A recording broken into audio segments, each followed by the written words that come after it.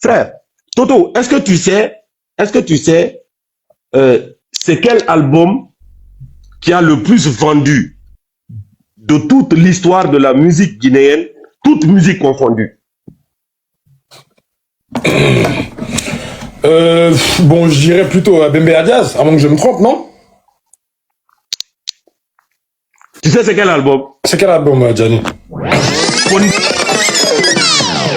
Je pense que c'est un petit peu des deux. Hein. C'est par choix et c'est une conséquence aussi de plein de choses qui se passent dans ma vie, des substances de ce que j'arrive à synthétiser. En soi, je pense la grande exposition elle est venue après le clash avec le mélangeur et tout. C'était un autre aspect de ce que je savais faire. Ensuite, il y a eu des petits projets entre ce que j'ai fait et je savais dès le départ quand même que ma façon de faire la musique et mon approche musicale allait se heurter à des problèmes vu qu'on vit dans un pays où il y a nombre de tabous et artistiquement parlant, on a plus l'habitude de voir des artistes qui divertissent que qui ne poussent à la réflexion quoi.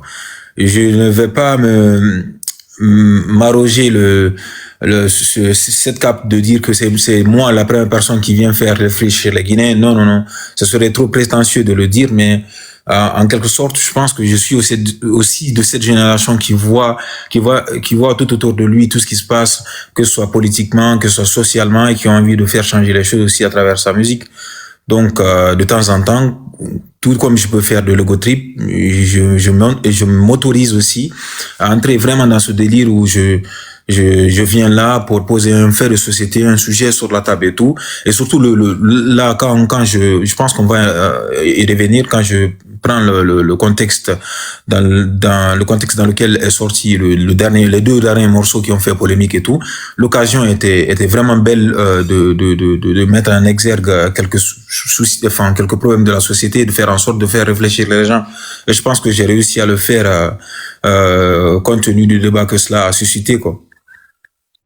Prétention, parce que c'est des gens quand on est en studio avec eux, ils pissent réellement quoi, mais au même moment, tu proposes 1000 euros à ton gars. Moi, par exemple, je dis, Balthazar, je bouge pas si j'ai pas 20 000 euros.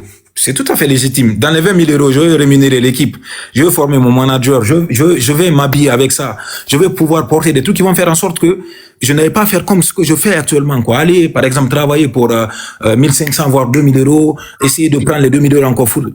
Donc, la logique, elle est déjà biaisée, comme je te le dis, sur la valeur de ce qu'on apporte à l'art en soi. L'art n'est pas considéré en Guinée, vu que l'art n'est pas considéré dans la société et que les gens ne sont pas obligés de faire de l'art et tout, en quelque sorte, les gens, ils ne voient en réalité que des personnes qui perdent leur temps et ça se répercute sur la vie des artistes financièrement parlant, mais les artistes ne vivent pas bien, les artistes urbains ne vivent pas bien. Ceux de la Mamaya encore, ils ont des mécènes, tu vois, culturellement, c'est connu, quoi.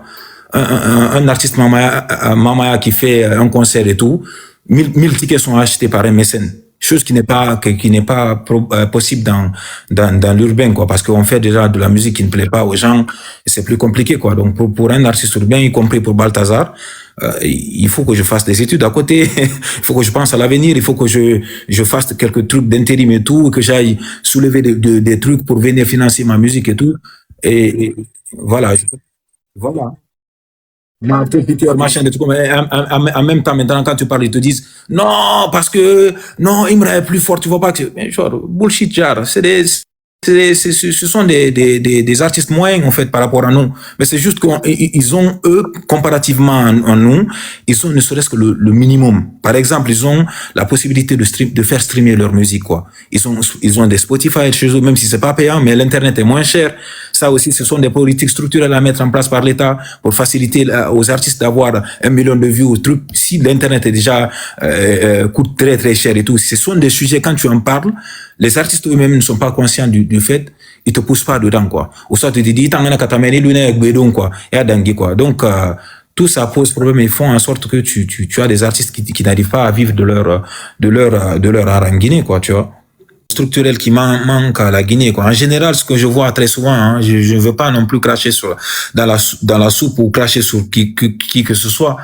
On essaie par exemple, on essaie de donner de la force à la culture, comme tu l'as dit là. On prend l'exemple sur le fait que, à un moment donné, tu as vraiment voulu me donner de la visibilité. Tu as fait de ton mieux, tu vois. Tu as essayé de me faire monter dans le live de Calaban. Tu essaies de me trouver des trucs. Ça, ce sont des trucs structurels là, que tu as mis en place pour faire ma promotion, tu vois, non. Ce n'est pas que un seul truc sur un moment, mais c'est plusieurs trucs qui vont faire en sorte que, au final, quand il y a eu le clash avec Mélangeur, ou même quand il y a eu tous ces trucs qu'il y a eu derrière l'exposition qui est venue par la suite, j'ai pu capitaliser sur un fait de dire non, j'étais là depuis le départ, quoi, tu vois, un petit peu.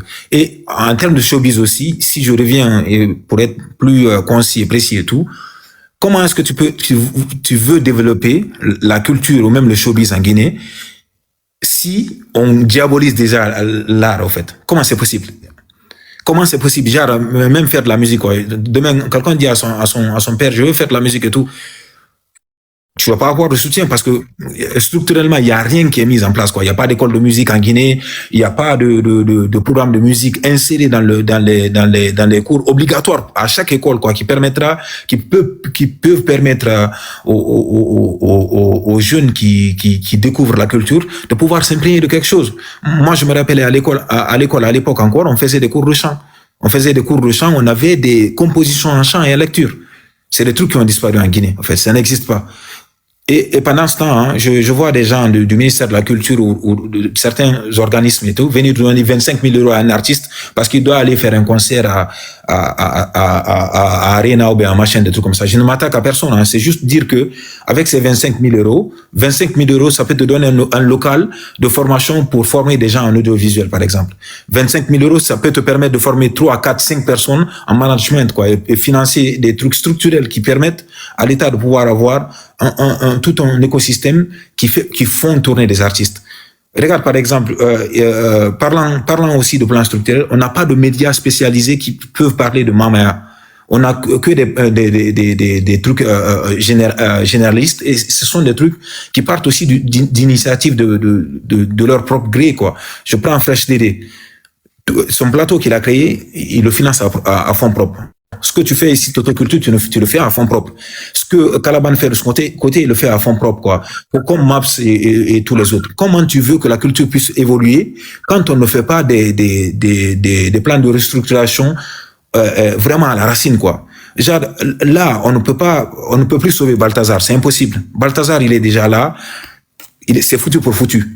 On pouvait sauver Balthazar il y a 10 ans si on avait mis ces plans en place, quoi. Maintenant, c'est de réfléchir comment faire en sorte de poser les bases aujourd'hui, que ceux de la jeune génération qui vont arriver, qu'ils trouvent des managers formés pour ça, qu'ils trouvent des bookers formés, qu'ils trouvent une société qui est de plus en plus en phase avec la culture, qu'on fasse des écoles, enfin, qu'on impose des écoles de faire des cours de chant, des cours de théâtre, comme ça se faisait à l'époque et tout, de leur plein gré, et cela pourrait changer les choses, mais c'est pas à coup de trucs conjoncturels et tout, tel a besoin de tel billet, ok, on va débourser tel billet pour donner à tel truc.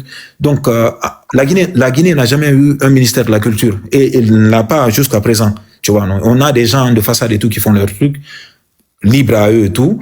La Guinée culturellement n'a eu un tremplin que à l'époque de Sékou Touré. C'est lui, il mettait beaucoup d'argent, quoi. Il mettait beaucoup d'argent, et principalement les boys bands, les groupes qu'on pouvait voir comme Sidiphone et tout, genre les Kamaïn Sofa et tout, c'était des fonctionnaires d'État. Cela permettait de pouvoir booster et pousser les gens à aller vers l'art. C'est pour cela que tu vois ceux de cette génération-là, c'était des vrais musiciens, quoi. Donc, la Guinée a besoin de trucs structurels, de politiques structurelles qui permettra de sauver ceux de la génération d'après, mais pas des trucs conjoncturels où on donne de l'argent à tout va à des gens parce que tel est populaire ou tel est plus machin, des trucs comme ça. C'est du bullshit, quoi, disons. Ce n'est pas vraiment un truc que je fais, même si maintenant ça commence petit à petit, même avec mon équipe et tout, parce que je travaille avec des gens. Dès que tu commences à travailler avec des gens et tout, tu es obligé aussi d'écouter. Il faut pas être non plus il faut pas être prétentieux et penser que tout ce qu'on avance, ça peut être bien et qu'il y a certains trucs qu'il faut pas changer. Il y a des morceaux dans lesquels j'ai dû prendre sur moi et censurer les morceaux, mais la question qu'il faut se poser, c'est de savoir, est-ce que ce que Balthazar dit existe ou n'existe pas? Ça existe. Quand Balthazar dépeint les choses avec ses mots, il faut pouvoir comprendre Balthazar. Il faut comprendre pour tous les gens qui ont ne serait-ce que grandi en Guinée comprendront que des gens qui ont les personnes qui ont le profil comme Balthazar, tout le monde a été cru envers eux. Hein. Genre la vie a été cache envers eux quoi. Leur différence a été montrée des bas âges. On les a dit qu'ils ne ressemblent pas aux autres, donc ils peuvent pas faire ça. Ils sont pas capables de faire ceci ni cela et tout. Donc jusqu'à à présent dans la doxa et dans l'imaginaire populaire des gens, on a ce poids en fait qui existe chez nous, qui font en sorte que des personnes qui ont les mêmes qui ont les mêmes caractéristiques que moi, en tout cas moi personnellement, pour avoir vécu plein de choses dans ma vie et tout, ça ne peut pas me rendre en fait je sais pas, je ne donne pas cher de moi si j'étais dans le fait de me dire il faut constamment que je me censure quoi, parce que ce que je dis est réel. Il y a des réalités plus dures, plus malaisantes que ça quoi en fait. Ouais. C'est quoi comme héritage? Il nous a laissé 32 groupes 32 bandes, boys band quoi, 32 boys band en Guinée. Il nous a laissé le ballet africain qui par la suite était à l'agonie jusqu'à ce que Malik Kébé ne revienne avec la FODAC, faire en sorte que les ballets africains puissent continuer à exercer ce qu'ils font de mieux quoi, tu vois. Donc artistiquement parlant, on a été vraiment à un moment à un pic. Et à cette époque-là, il y avait de très bonnes musiques, les musiques étaient qualitatives et tout. Pour ceux qui sont curieux, vous pouvez aller encore voir le catalogue de Sillar Record et tout, qui détient la majeure partie du catalogue guinéen qui avait racheté à l'époque et tout. Vous verrez que la musique elle était qualitative. Mais on passe d'un pouvoir qu'on peut qualifier de dictatorial, machin, des trucs, à un pouvoir militaire. Les deux pouvoirs militaires qui se sont succédés, plus le pouvoir là dans lequel on est actuellement, la culture elle est inexistante. Les artistes sont nuls, enfin vraiment les artistes, y compris moi, nous sommes nuls à chier au fait. On ne propose pas quelque chose d'innovant, on n'est pas entreprenant, on n'est pas concurrent, on ne prend pas de risques artistiques, on n'expérimente pas les choses au fait. Comment un pays culturellement riche peut passer de tout à un rien quoi en fait.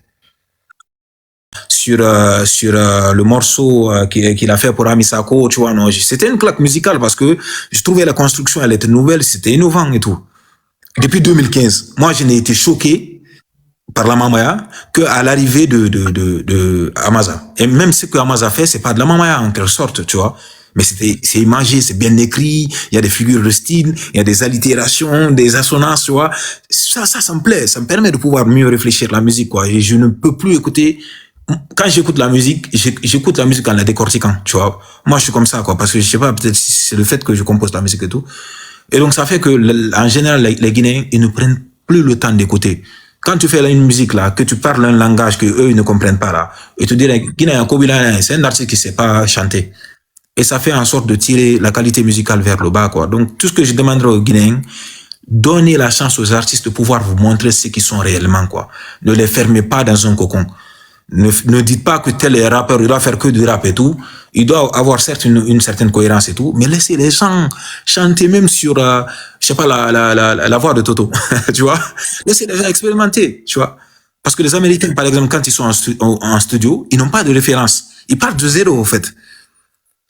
Balthazar encore, il est influencé par plein de trucs, tu vois. Il écoute un petit peu du Drake, il écoute du The Weeknd, du Jordan Lucas, il écoute un petit peu de Kill Point pour encore avoir cet ancrage guinéen, il écoute de Harmony Posse, mais je suis influencé par des gens. C'est pour cela que je disais au départ que je ne crée pas, je ne fais que innover, quoi. Et je suis arrivé à un tel point que même sans faire exprès, je peux faire une musique qui te fait kiffer, mais ce n'est pas une création et je n'en suis pas fier non plus, quoi, tu vois. Je veux créer et je veux que les Guinéens nous permettent de pouvoir avoir une fenêtre d'Overton et de pouvoir faire le maximum de choses et créer des choses, quoi, disons, tu vois. Non, je pense que c'est même pas une ethnie qui s'est indignée, c'est juste des partisans d'un certain parti politique, tu vois, parce qu'il faut pas non plus généraliser, tu vois. C'est juste les représentants. Merci pour le chapeau et merci pour tous les cadeaux, hein, franchement, adressés à Toto comme à moi.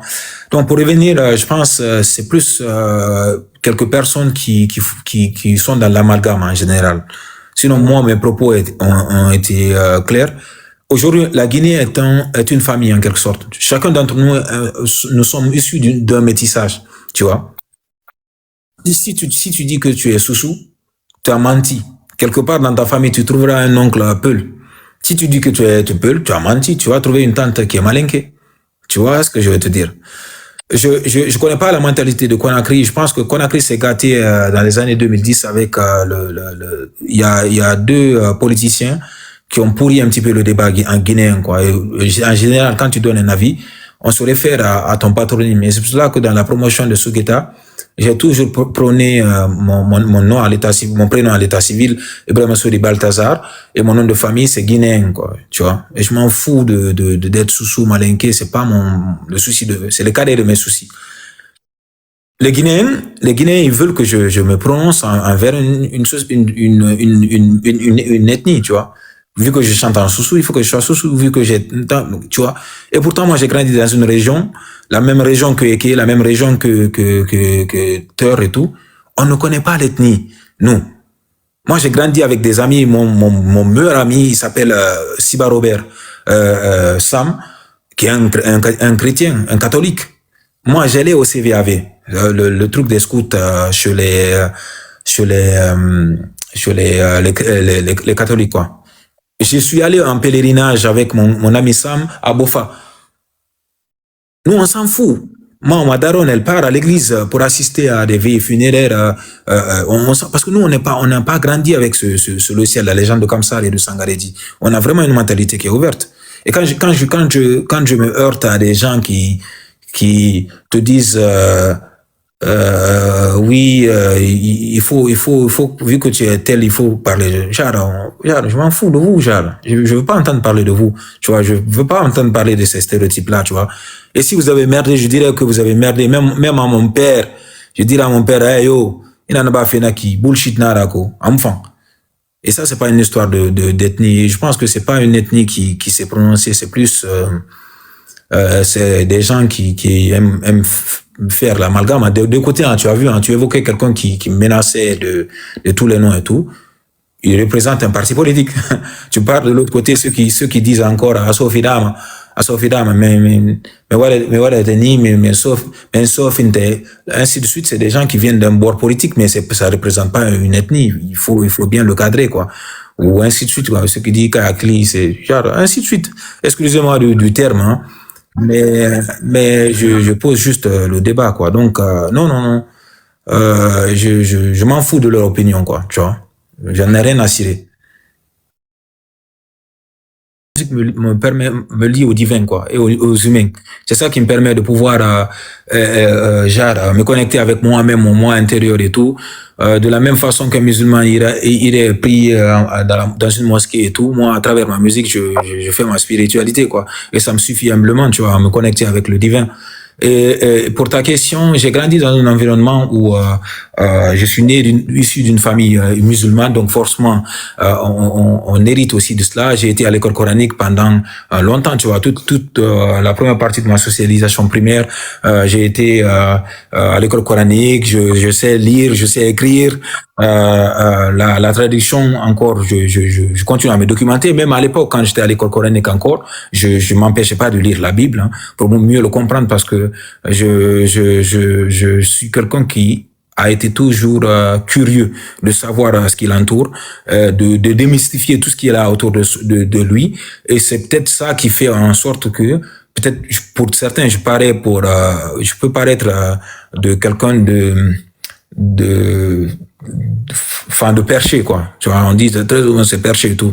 À l'époque, c'était un peu plus compliqué de pouvoir m'épanouir mentalement parlant, parce que dû à mon albinisme. Si je fais trop bien quelque chose, on dit non, c'est parce que Ninenara, il a des magies, il a des pouvoirs. C'est pour cela qu'il est intelligent, tu vois, et tout. C'est pour cela qu'il réfléchit trop. Et si je suis trop con, on dit non, fanfina moi ya kolom. Ya musito ma fin là, tu vois. Donc ça m'a bloqué dans mon évolution. Mais quand j'ai commencé à voyager, que j'ai commencé à découvrir le monde et tout, à me découvrir et tout, je me suis déchargé de tout cela et aujourd'hui je vis ma spiritualité en accord avec moi-même et en accord avec ce que je connais de l'Afrique, de l'histoire de l'Afrique.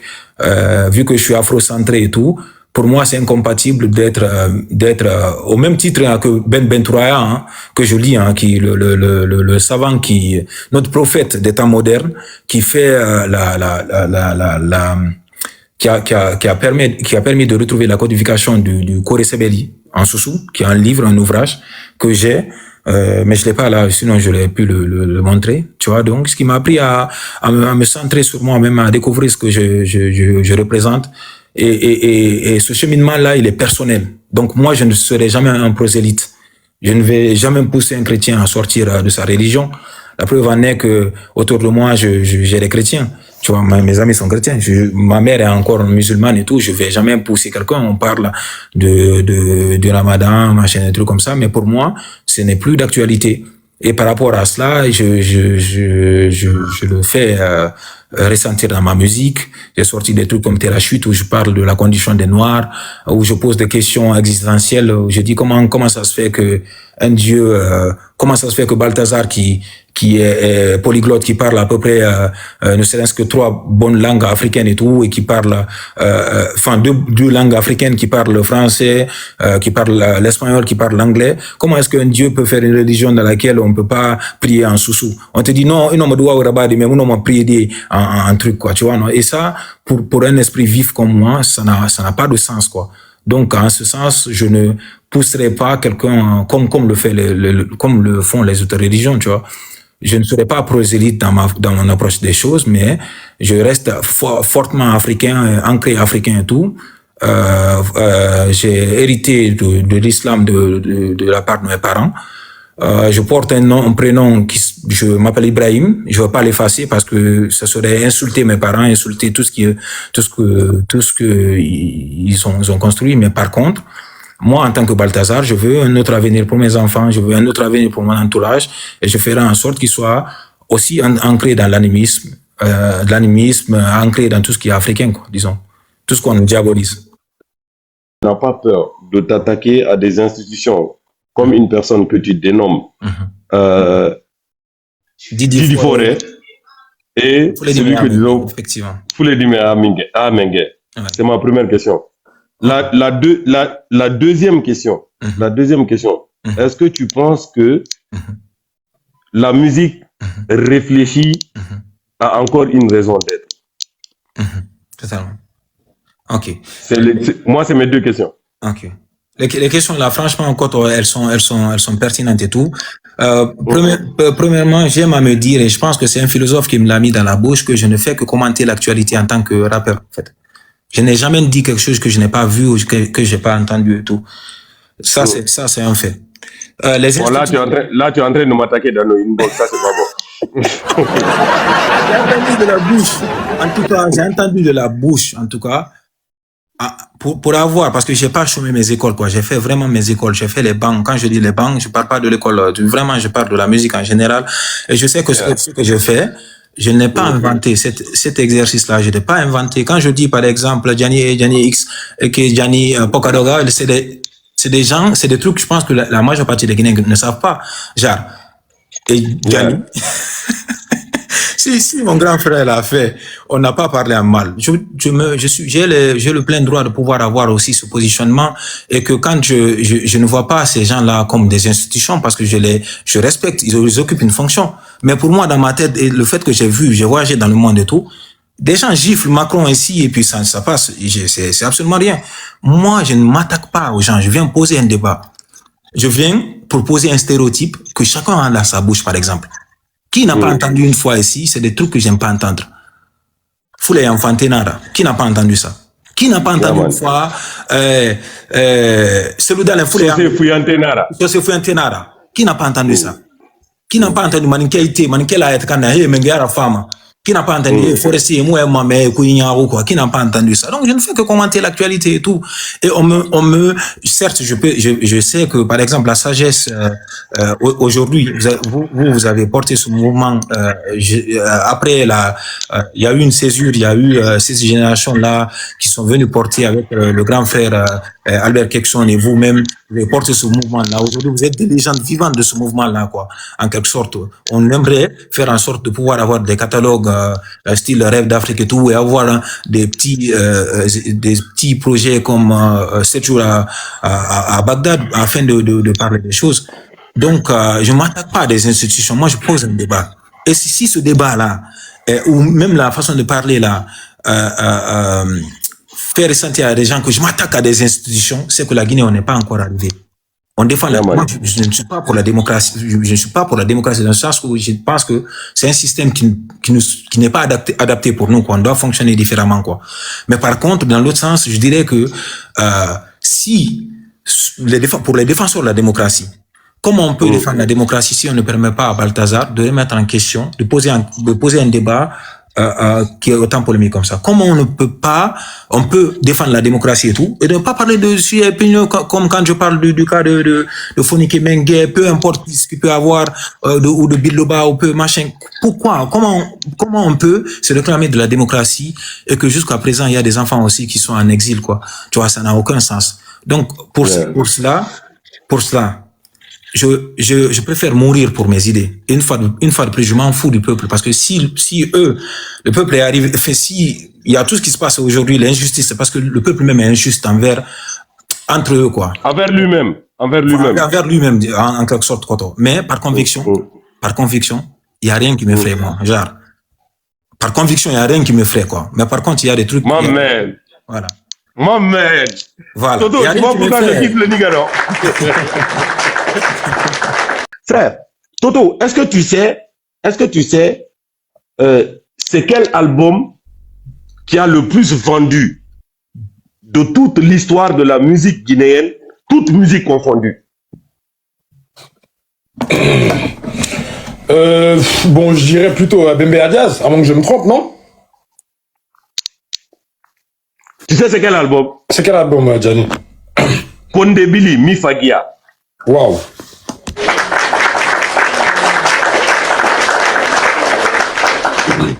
En fait, c'est que... Kondebili, Mifagia. Donc, c'est l'album le plus vendu. Maintenant, les personnels, ils sont comme aujourd'hui.